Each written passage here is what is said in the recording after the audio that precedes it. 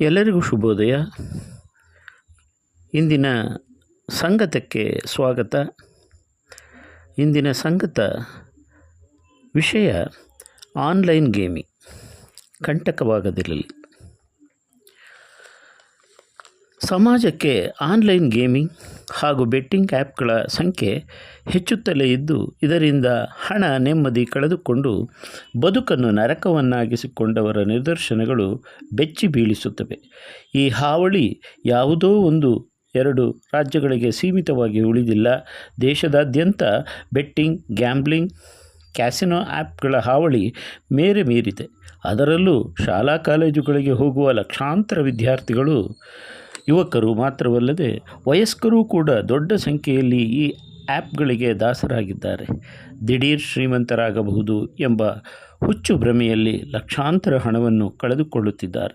ಕೆಲವರು ಆ್ಯಪ್ಗಳಿಗೆ ಹಣ ಹೊಂದಿಸಲು ಸಮಾಜಘಾತುಕ ಕೆಲಸಗಳಲ್ಲಿ ತೊಡಗಿಕೊಂಡಿದ್ದರೆ, ಇನ್ನೂ ಕೆಲವರು ಸಾಲದ ಬಲೆಯಲ್ಲಿ ಸಿಲುಕಿದ್ದಾರೆ. ಲಕ್ಷಾಂತರ ರೂಪಾಯಿ ಸಾಲ ಮಾಡಿಕೊಂಡವರ ಪೈಕಿ ಎಷ್ಟೋ ಜನ ಆತ್ಮಹತ್ಯೆಗೆ ಶರಣಾದ ಘಟನೆಗಳೂ ಮುಂದೆ ಇವೆ. ದುಡಿದು ಗಳಿಸಿದ ಹಣವನ್ನು, ಉಳಿತಾಯದ ಹಣವನ್ನು ಇಂಥ ಆ್ಯಪ್ಗಳಿಗೆ ಹಾಕಿ ಬೀದಿ ಪಾಲಾಗಿರುವವರ ಬದುಕನ್ನು ನೋಡಿಯಾದರೂ ಇತರರು ಪಾಠ ಕಲಿಯಬೇಕು. ಸಿರಿವಂತರಾಗಲು ದುಡಿಮೆ ಮತ್ತು ಕಠಿಣ ಪರಿಶ್ರಮದ ಹೊರತಾಗಿ ಬೇರೆ ದಾರಿಗಳಿಲ್ಲ. ಅಡ್ಡ ಮಾರ್ಗಗಳನ್ನು ಹುಡುಕಿಕೊಂಡರೆ ಹಣ, ನೆಮ್ಮದಿ ಎಲ್ಲವನ್ನೂ ಕಳೆದುಕೊಳ್ಳಬೇಕಾಗುತ್ತದೆ ಎಂಬುದಕ್ಕೆ ಈ ಹೊಸ ಬಗೆಯ ಜೂಜು ನಿದರ್ಶನ.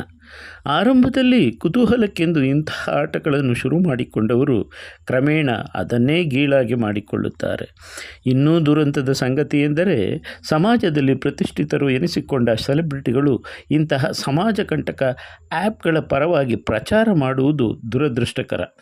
ಇದಕ್ಕಾಗಿಯೇ ಕಂಪನಿಗಳಿಂದ ಭಾರೀ ಮೊತ್ತವನ್ನು ಪಡೆದು ಸ್ವಂತ ಲಾಭ ಮಾಡಿಕೊಳ್ಳುತ್ತಾರೆ. ಆದರೆ ಇವರ ಜಾಹೀರಾತುಗಳನ್ನು ನಂಬಿ ಇಂತಹ ಮೋಸದಾಟಗಳಿಗೆ ಹಣ ಹಾಕಿದವರ ಬಾಳು ಮತ್ತೆ ಹಳಿಗೆ ಬರದಷ್ಟು ಹಾಳಾಗುತ್ತಿದೆ.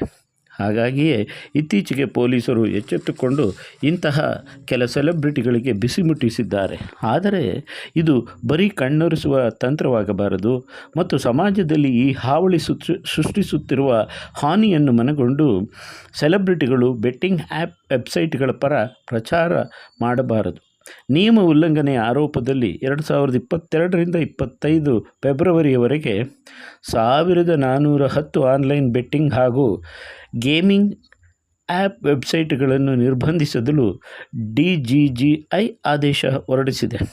ವಿದೇಶಿ ಆ್ಯಪ್ಗಳ ಮೇಲೂ DGGI ನಿಗಾ ವಹಿಸಿದ್ದು, ಕಾನೂನು ಬಾಹಿರವಾಗಿ ನಡೆಯುತ್ತಿದ್ದ 357 ವೆಬ್ಸೈಟ್ ಹಾಗೂ ಮೊಬೈಲ್ ಅಪ್ಲಿಕೇಶನ್ಗಳನ್ನು IT ಕಾಯ್ದೆಯಡಿ ನಿರ್ಬಂಧಿಸಲಾಗಿದೆ. ಪ್ರತ್ಯೇಕ ಪ್ರಕರಣಗಳಲ್ಲಿ 2400 ಬ್ಯಾಂಕ್ ಖಾತೆಗಳನ್ನು ಮುಟ್ಟುಗೋಲು ಹಾಕಿಕೊಂಡು 126 ಕೋಟಿಗಳನ್ನು ಜಪ್ತಿ ಮಾಡಲಾಗಿದೆ. ಇಂತಹ ಕಾರ್ಯಾಚರಣೆಗಳು ಮೇಲಿಂದ ಮೇಲೆ ನಡೆಯಬೇಕು.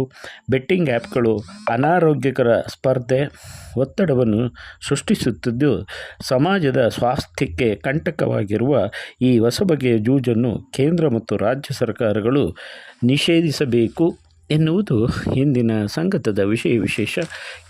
ಕೇಳಿಸಿ ಸಮಾನ ಮನಸ್ಕರಿಗೆ ಇದನ್ನು ಕಳಿಸಿ. ನಮಸ್ತೆ, ನಾನು ನಿಮ್ಮ ಶ್ರೀಕಂಠೇಶ್, ಪರಿಸರ ಪ್ರಿಯ, ಮೈಸೂರು. ಕೇಳಿದ್ದಕ್ಕೆ ಧನ್ಯವಾದಗಳು. ಸಬ್ಸ್ಕ್ರೈಬ್ ಮಾಡಿ, ಶೇರ್ ಮಾಡಿ, ಒಳ್ಳೆಯ ವಿಷಯಗಳನ್ನು ಎಲ್ಲೆಡೆ ಹರಡಿ. ನಮಸ್ತೆ.